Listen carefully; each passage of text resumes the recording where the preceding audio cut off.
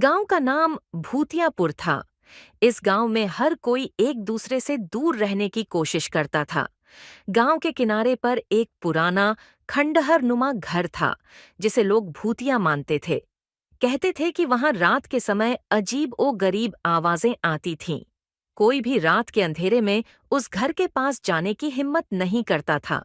एक दिन गांव में एक युवक, राधा, आया। वह एक साहसी और जिज्ञासु युवक था। उसने गांव वालों से उस घर के बारे में सुना और उसकी क्यूरियोसिटी और बढ़ गई। राधा ने तय किया कि वह उस घर में रात बिताएगा। गांव के लोग उसे समझाने लगे, लेकिन राधा ने किसी की नहीं सुनी। रात हुई। राधा अपने हाथ में एक टॉर्च लेकर उस खंडहर में चला गया। जब वह अंदर पहुंचा तो अंधेरा छा गया। टॉर्च की रोशनी में उसे दीवारों पर पुरानी तस्वीरें दिखाई दीं। अचानक उसे एक हल्की सी सरसराहट सुनाई दी। वह चौंका, लेकिन अपने डर को छुपाते हुए आगे बढ़ा। जैसे जैसे वह घर के अंदर गया, उसकी टॉर्च की रोशनी में एक आकृति दिखाई दी। वह आकृति एक लड़की की थी, जो सफेद कपड़ों में थी।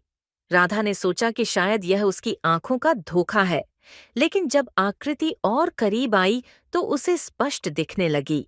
लड़की ने कहा, तुम यहाँ क्यों आए हो?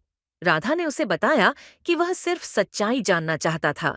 लड़की ने उसकी बात सुनी और बोली, अगर तुम जानना चाहते हो तो मेरे पीछे आओ।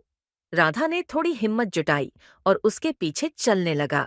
आकृति उसे एक कमरे में ले गई, जहां पर एक पुरानी डायरी रखी थी।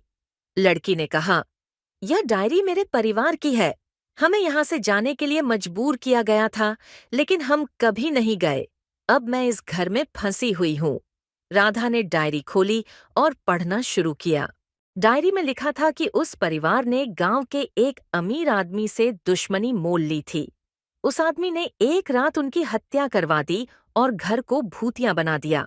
राधा ने देखा कि उस आदमी का नाम गांव में अब तक बदनाम था। उसने सोचा कि इस रहस्य को उजागर करना जरूरी है। जैसे ही राधा ने डायरी पढ़ी, अचानक घर में तेज आंधी आई। दरवाजे अपने आप बंद होने लगे और चारों ओर अंधेरा छा गया। राधा डर गया, लेकिन उसने हिम्मत नहीं हारी। वह लड़की से बोला, मैं तुम्हारी मदद करूंगा। मैं तुम्हारे परिवार की सच्चाई सबको बताऊंगा। लड़की ने उसे देखा और कहा, ध्यान रखना, सच्चाई हमेशा डरावनी होती है। फिर उसने कहा, जाओ, अब तुम्हें यहाँ से जाना होगा। राधा ने देखा कि दरवाजे अपने आप खुल गए थे। वह बिना देर किए बाहर निकल गया। गांव लौटकर राधा ने सबको बताया कि कैसे उस परिवार को धोखे से मारा गया। उसने गांव वालों को डायरी दिखाई और सबको सच्चाई बताई। धीरे धीरे गांव के लोगों ने उस अमीर आदमी के खिलाफ आवाज उठाई और उसे सजा दिलाई। उस रात के बाद भूतिया घर में अंधेरा कम होने लगा।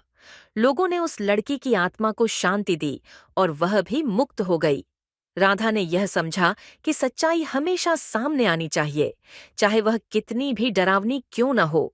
गांव अब पहले से ज्यादा एकजुट हो गया था और अंधेरे का रहस्य अब सामने आ चुका था। उस रात के बाद भूतिया घर में अंधेरा कम होने लगा। लोगों ने उस लड़की की आत्मा को शांति दी और वह भी मुक्त हो गई। राधा ने यह समझा कि सच्चाई हमेशा सामने आनी चाहिए, चाहे वह कितनी भी डरावनी क्यों न हो। गांव अब पहले से ज्यादा एकजुट हो गया था और अंधेरे का रहस्य अब सामने आ चुका था।